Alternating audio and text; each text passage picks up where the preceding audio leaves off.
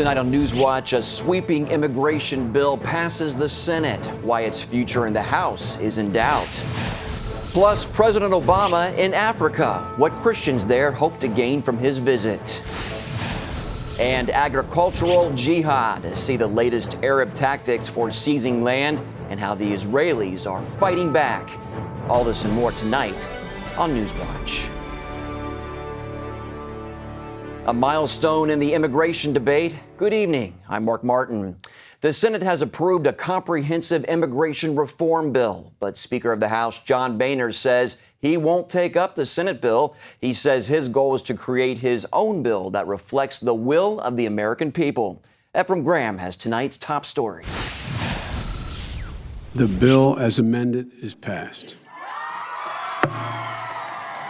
When this legislation finally becomes law, it will make us stronger as a nation. Here in America, generations of unfulfilled dreams will finally come to pass.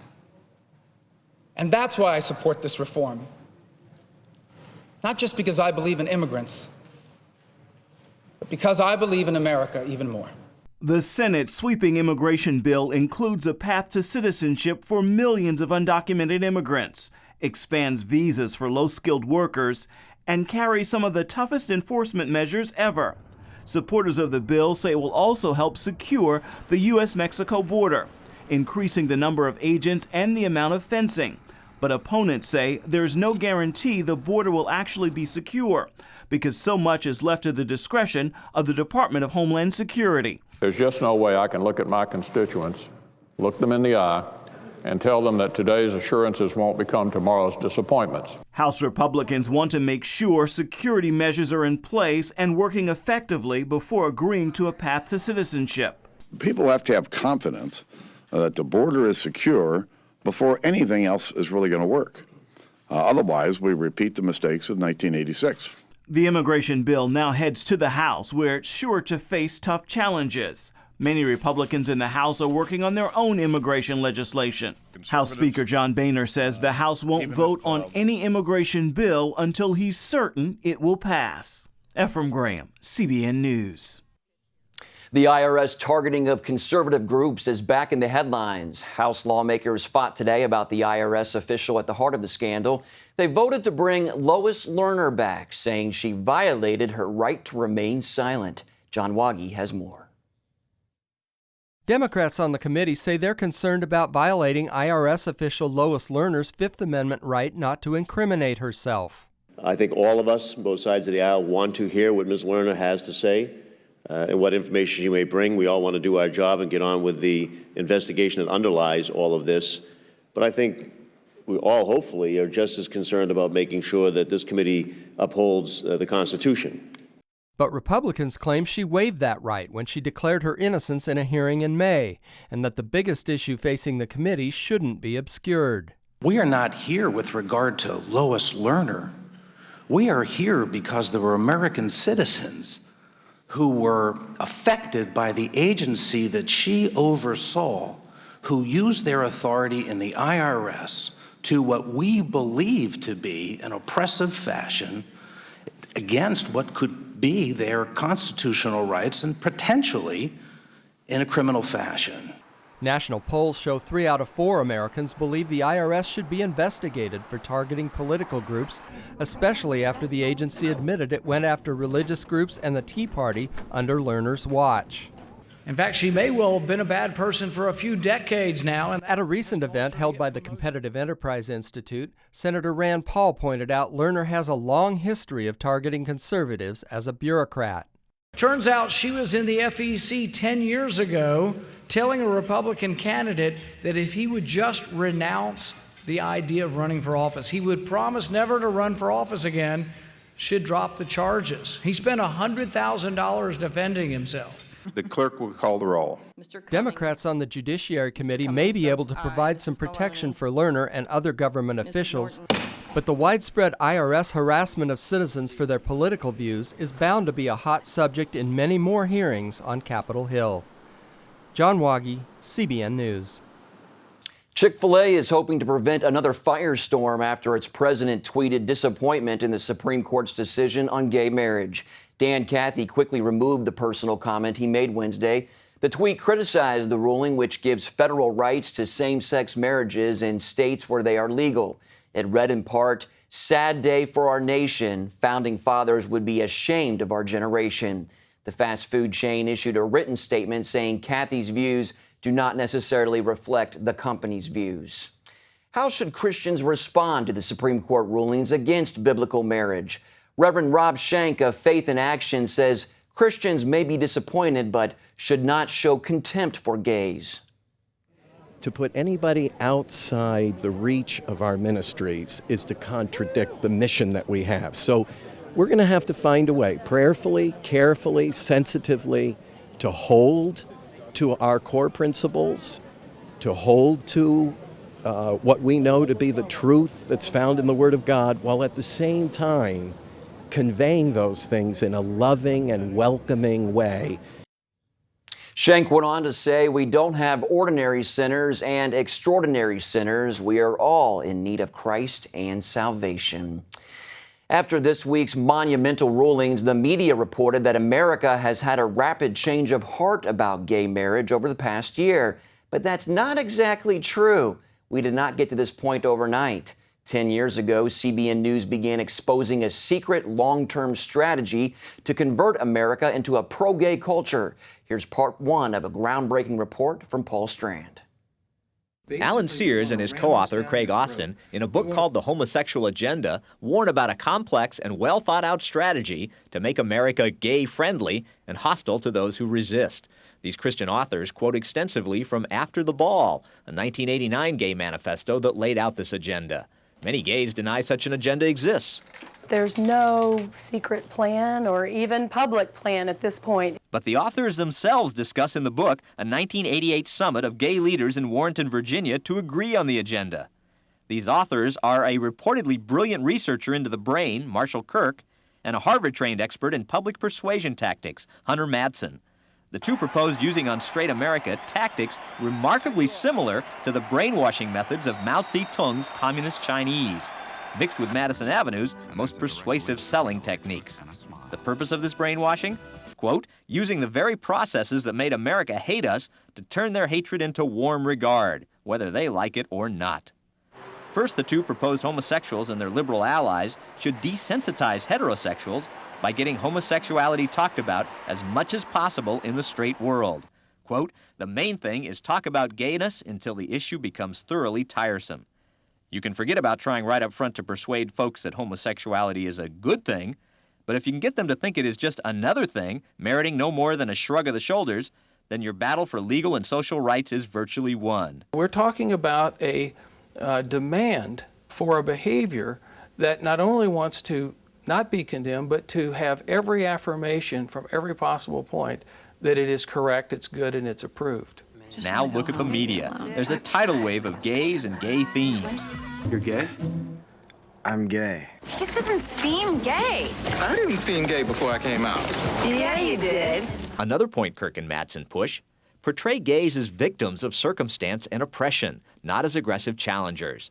Gays must be portrayed as victims in need of protection, so that straights will be inclined by reflex to assume the role of protector. Suddenly those who choose homosexual behavior, sodomy, are victims. It's crazy. But have homosexuals won on getting themselves seen as a persecuted minority? Turning to the movies, the Bible is black and white. The wildly popular Saved portrays born-again Christians as cruel homophobes trying to reprogram poor, young, misunderstood gays in their midst. Trembling Before God is about how Orthodox and Hasidic homosexuals are persecuted and not accepted. The Conspiracy of Silence argues some gay priests are hounded to death because they can't act out their homosexuality.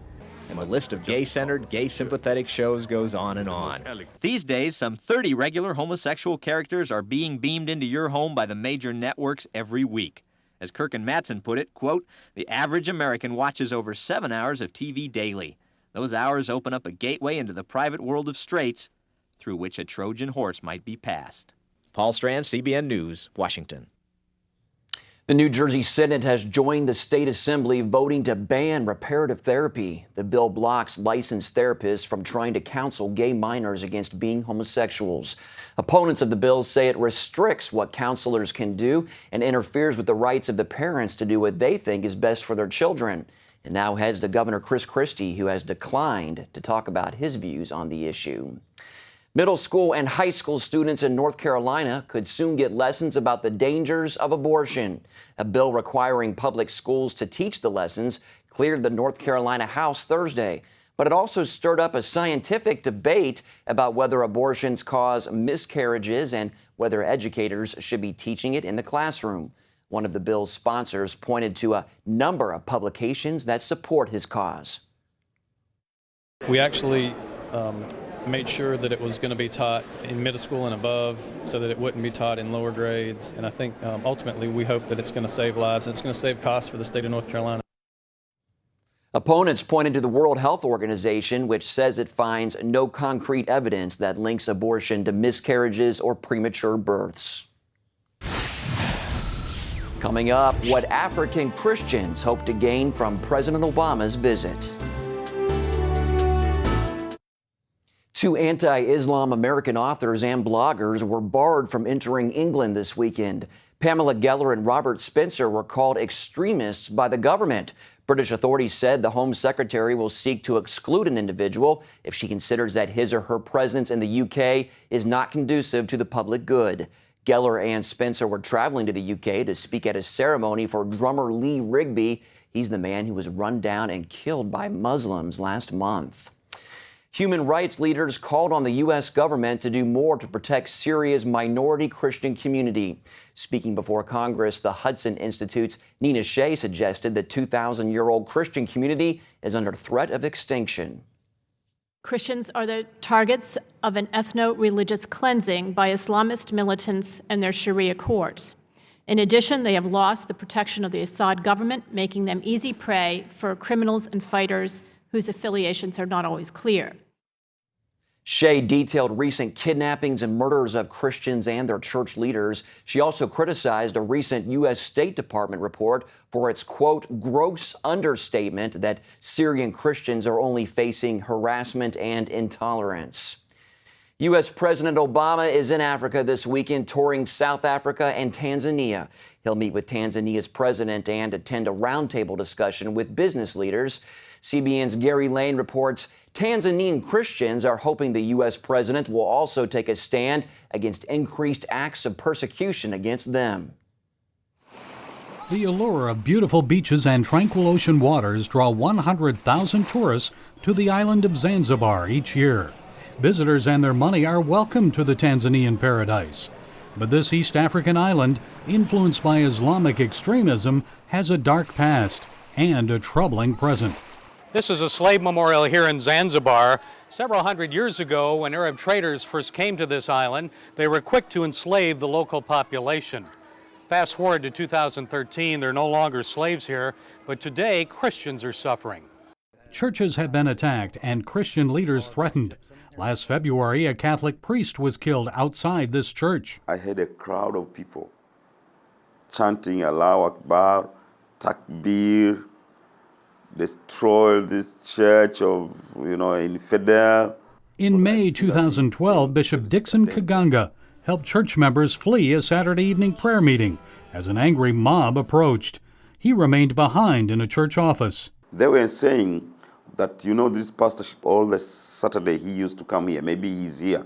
Look after him, where he is, They were saying we don't want this church here. We don't want Christianity in Zanzibar. The Muslim extremists never found Bishop Dixon, but they destroyed his car and set fire to chairs and church equipment inside the building. They opposed the church. They opposed the message of Christ. When you preach Christ and Jesus is doing signs and wonders, and Muslims are convinced, to become to Christianity. So they want to attack this. They don't want this, And it's not only happening in Zanzibar. Church attacks have also spread to the Tanzanian mainland, like this one that killed 3 people and injured at least a dozen others in the town of Arusha last May. Author Raymond Ibrahim says extremists are now waging jihad in African countries that have a high percentage of Christians. It's resurgent Islamic mentality, which is just, it's everywhere. And now in Tanzania, of course, which earlier you never thought of as being a radical nation. Church leaders say attacks and threats have actually strengthened the Tanzanian body of Christ. As for Bishop Dixon's church, services resumed after repairs were made. He encourages Zanzibarian Christians to remain focused on God. He is faithful on us, that we will endure and we will pass through this and we will become victorious. And many good things are happening. And I don't want people to cry, let's rejoice.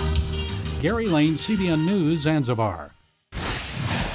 Up next, chopping down trees, cutting water lines. It's an agricultural war against Jews to force them from their land. Hello? Is this thing on? Hey, kids, do you love games? And do you love discovering things? Well, do ya? Then you're gonna love this.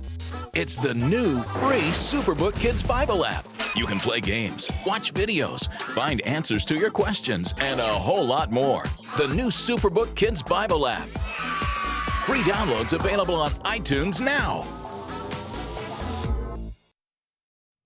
The McDonald's fast food chain has decided not to open a restaurant in a Jewish community located in the disputed West Bank territory. McDonald's Israel says it has a policy of staying out of the, quote, occupied territories. Jewish settlers are dismayed at the decision. They believe the company is bowing to international pressure to stay out of Jewish settlements.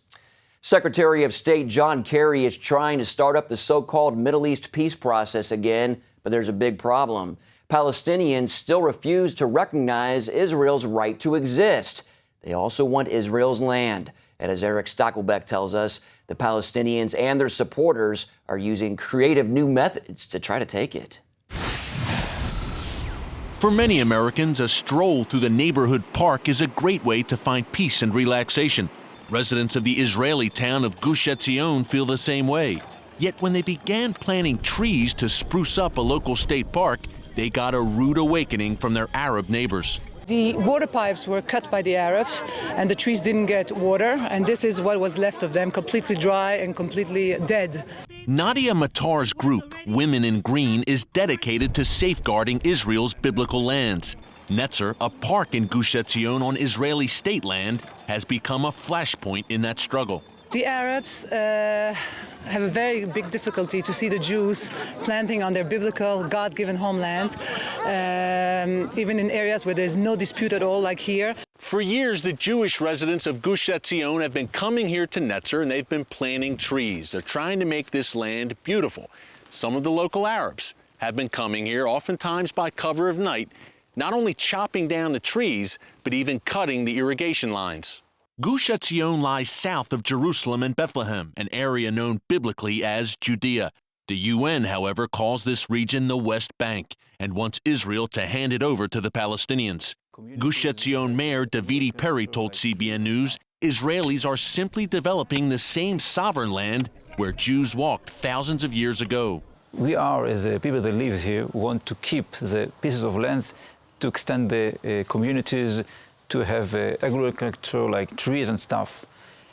But the Arabs want to, so they're trying to fight through the land. They're trying to take out the trees. Perry says Gush Etzion residents often face violence from local Palestinians. These Arabs live under the Palestinian government, let's say, and they have the feeling that they have to fight with us, and they go out to the roads, throwing stones, firebomb. Matar calls destruction of Jewish planted trees here agricultural jihad, funded in part, she says, by anti-Israel groups and the European Union. All of a sudden, they've been funded so well that they go up with tractors, fancy tractors all over, and steal our land, our state land. Further south in Israel's Negev region, another controversial attempt to seize land is underway. CBN spoke to one activist who calls it a silent conquest by Israel's Bedouin minority. The Arabs have realized that they can't beat us with war. They can't beat us with tanks, with missiles, even with suicide bombers. So what they're doing is they're taking the land. piece by piece. And there are no tanks in this war. It's tractors, it's bulldozers. Ari Briggs is a spokesman for Regavim International, an organization that wants to preserve and protect Israel's national lands. He says that the historically nomadic Arab Bedouins are taking up residence illegally in the Negev, a largely desert region that makes up some 2/3 of Israel's overall land. Although the Bedouin originally hail from Saudi Arabia and only migrated to Israel a few hundred years ago, the UN treats them as natives and supports their claims. There are Bedouin all over the Middle East. And the only place the UN has classed them as indigenous is to southern Israel, to the Negev. Now Briggs says some 90,000 Bedouin have set up shop in the Negev, not far from Beersheba, one of Israel's largest cities. Imagine such a scenario developing in the deserts outside Los Angeles or Phoenix, and you get the idea. Crime, poor education, and a lack of women's rights are common in Bedouin communities. The Bedouins' rapid demographic growth is another challenge for Israel. They have on average 3 to 4 wives, on average 20 to 30 kids, the highest growth rate in the world, 5.6%. It means they double their population every 15 years. Like in Netzer, Briggs says the Bedouin land grab is funded by Israel's enemies abroad. They understand the importance of taking over the land of Israel. They couldn't do it with tanks. They couldn't do it with missiles. Now they're doing it with good money. Also coming in, of course, from Qatar, from Bahrain, from the UAE, from Saudi Arabia. Briggs believes money is also being raised in American and European mosques to support the Bedouins' efforts. He wants the Israeli government to do more to protect the Negev. Meanwhile, in Netzer, locals promise to continue planting trees despite Palestinian and international hostility. Hopefully with God's blessing they will stay and they will grow and they'll be beneficial for all those who live here, both the Jews and the Arabs who are living here. Eric Stakelbeck, CBN News, reporting from Gush Etzion, Israel. A young Ohio boy is determined to raise enough money to pay for his own grandmother's funeral. 8-year-old Michael Diamond is using his business mind to help his family. He's opened a Kool-Aid stand in his neighborhood and hopes to raise $5,000 to cover the cost of the burial. Michael is really, really amazing. He just overheard my husband and I talking. We didn't know what we were going to do about giving my mother-in-law a funeral. And he says, "Can I have a Kool-Aid stand?" So we just went with it. We told him, yeah. We had no idea it was going to go this far. Wow, what a kind-hearted kid. Michael's parents say his ingenuity has taken a huge burden off the family. Hope they make all the money they need. Well, that's all for this edition of NewsWatch. Thanks for watching. Have a great weekend.